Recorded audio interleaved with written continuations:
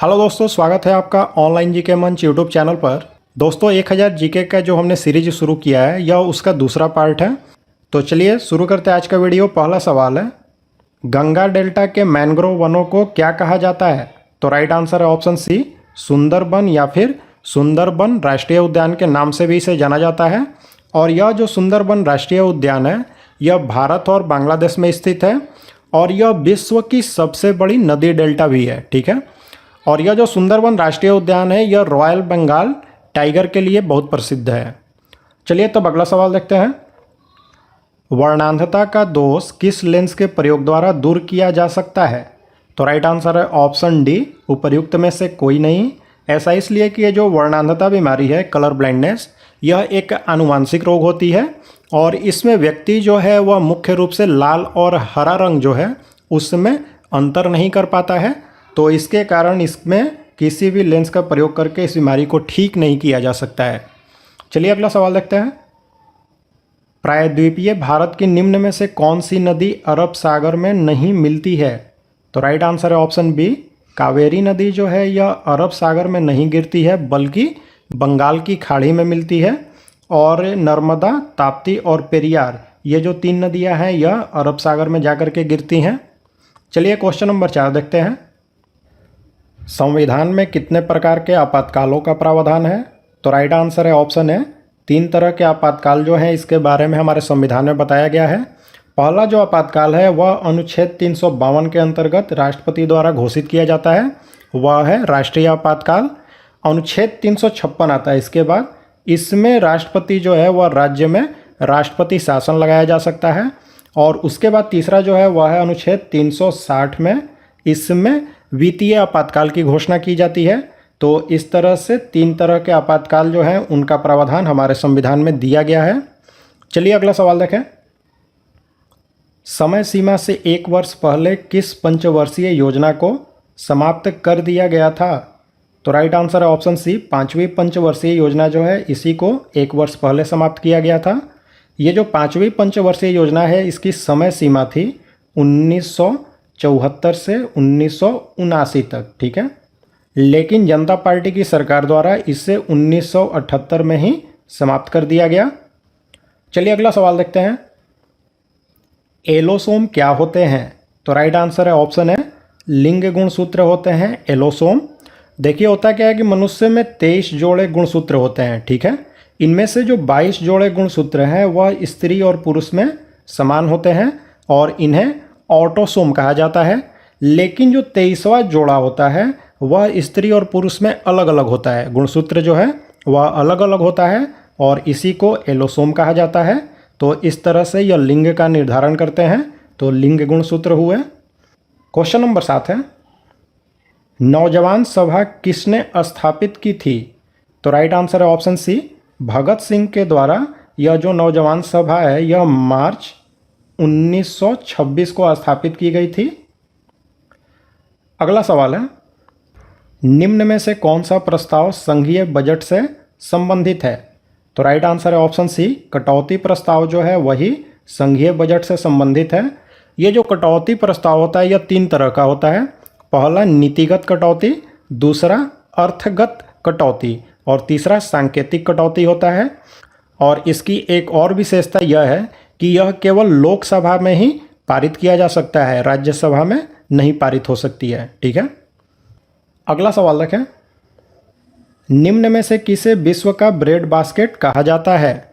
तो right answer है option B, मध्य अक्षांश घास स्थल जो हैं जिन्हें कि प्रेयरी भी कहा जाता है, इन्हीं को विश्व का ब्रेड बास्केट कहा जाता है। अगला सवाल देखें। निम्नलिखित में से किसको कंप्यूटर की मुख्य स्मृति यानी मेन मेमोरी कहा जाता है?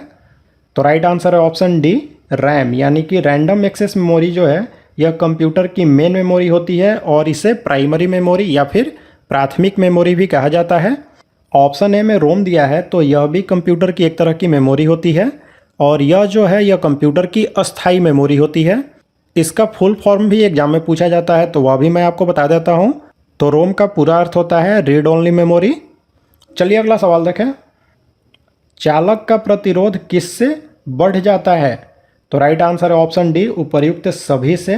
यानी कि तापमान में वृद्धि से, अनुप्रस्थ काट क्षेत्र में कमी करने से और लंबाई में वृद्धि करने से, इन तीनों से चालक का प्रतिरोध जो है वह बढ़ जाता है। अगला सवाल देखते हैं। सर्वाधिक इस्तेमाल में आने वाला विरंजन अभिकर्मक कौन सा है? तो राइट आंसर है ऑप्शन बी, क्लोरीन जो है यानी कि Cl2 जो है यह सबसे ज़्यादा इस्तेमाल में आने वाला विरंजन अभिकर्मक होता है। ये जो क्लोरीन है यह गैसीय और जलीय दोनों माध्यमों में विरंजन का काम करती है और इसकी खोज की गई थी कार्ल विल्हेम के द्वारा। ठीक है, अगला सवाल देखते हैं। वन्य जीव के कल्याण के लिए आरक्षित क्षेत्र को क्या कहा जाता है? तो वन्य प्राणियों या फिर जीवों के कल्याण के लिए जो आरक्षित क्षेत्र होते हैं उन्हें अभयारण्य या फिर अभय वन भी कहा जाता है, लेकिन यहाँ पर ऑप्शन में लिखा हुआ है अभय वन, तो इसी को राइट आंसर चुनना होगा, अभय वन या फिर अभयारण्य। अगला सवाल देखें। भारत की आत्मा गांव में निवास करती है, यह किसका कथन है? तो राइट आंसर है ऑप्शन सी, महात्मा गांधी ने कहा था कि भारत की जो आत्मा है वह गांव में निवास करती है। अगला सवाल देखें। भारतीय संविधान के अनुसार निम्न में से कौन सी संवैधानिक संस्था है? तो राइट आंसर है ऑप्शन बी, वित्त आयोग जो है वह एक संवैधानिक संस्था है। यह जो वित्त आयोग है इसका गठन राष्ट्रपति के द्वारा अनुच्छेद 280 के अंतर्गत हर 5 साल पर या फिर जब भी वह आवश्यक समझे वित्त आयोग का गठन कर सकता है। अगला सवाल देखते हैं दोस्तों। स्वतंत्र भारत का पहला गवर्नर जनरल कौन था? तो राइट आंसर है ऑप्शन बी, लॉर्ड माउंटबेटन जो थे वह स्वतंत्र भारत के पहले गवर्नर जनरल थे। ऑप्शन ए में सी राजगोपालाचारी दिया है, तो यह जो सी राजगोपालाचारी हैं यह स्वतंत्र भारत के दूसरे और पहले भारतीय गवर्नर जनरल थे और साथ ही में यह एकमात्र भारतीय थे जो कि गवर्नर जनरल बने थे। चलिए अगला सवाल देखें। लोनी और क्षारीय मिट्टी का भारत में एक और नाम क्या है इनमें से? तो राइट आंसर है ऑप्शन डी, कल्लर नाम से जाना जाता है लोनी और क्षारीय मिट्टी को। देखिए भारत में ये जो लोनी और क्षारीय मिट्टी है इसके कल्लर के अलावा और भी नाम है, जैसे कि इसे रेह भी कहा जाता है, ऊसर, राकर, धूर इत्यादि बहुत सारे नामों से जाना जाता है। अगला सवाल देखें। महासागरों में बेंथोस कहाँ पाए जाते हैं? तो राइट आंसर है ऑप्शन सी, महासागर के तल पर। ये जो बेंथोस होते हैं वह सागर के तल में या फिर झील की तलहटी में जो जीव जंतु पाए जाते हैं उन्हीं को बेंथोस कहा जाता है। ठीक है, अगला सवाल देखते हैं। निम्न में से कौन सी मात्रा जड़त्व का माप है? तो राइट आंसर है ऑप्शन सी, द्रव्यमान जो है वह सीधे तौर पे जड़त्व से संबंधित है। देखिए किसी भी वस्तु का द्रव्यमान जितना ज़्यादा होगा उस वस्तु का जड़त्व भी उतना ही अधिक होता है। ठीक है, अगला सवाल देखते हैं। कैथोड किरणों में क्या होता है? तो राइट आंसर है ऑप्शन सी, द्रव्यमान और आवेश ये दोनों कैथोड किरणों में होती हैं। देखिए ये जो कैथोड है यह इलेक्ट्रॉन की बनी होती है और इलेक्ट्रॉन में निगेटिव चार्ज होता है और साथ ही में द्रव्यमान दोनों होता है, तो इसलिए कैथोड किरणों में भी द्रव्यमान और आवेश दोनों होते हैं। अगला सवाल देखते हैं।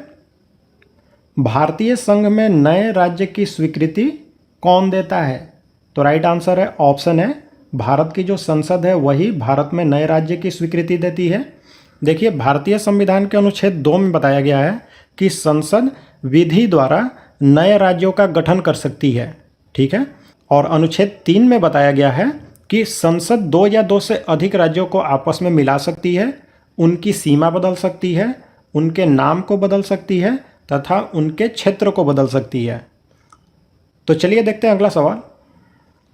किस राज्य को भारत का कृषि सार कहा जाता है? तो राइट आंसर है ऑप्शन बी, उत्तर प्रदेश जो है यहाँ पर अलग अलग तरह की कृषि उपज होती है और इसका उत्पादन क्षमता भी काफ़ी ज़्यादा है, तो इसके कारण उत्तर प्रदेश को भारत का कृषि सार कहा जाता है। चलिए क्वेश्चन नंबर 23 देखें। एक अज्ञात भारतीय की आत्मकथा the autobiography of an unknown Indian किसने लिखी थी? तो राइट आंसर है ऑप्शन सी, नीरद सी चौधरी। यहाँ पर नीरज नहीं है बल्कि नीरद है। ठीक है, नीरद सी चौधरी ने लिखी थी एक अज्ञात भारतीय की आत्मकथा। अगला सवाल देखें, कला की बंगाल शैली का अग्रदूत कौन था?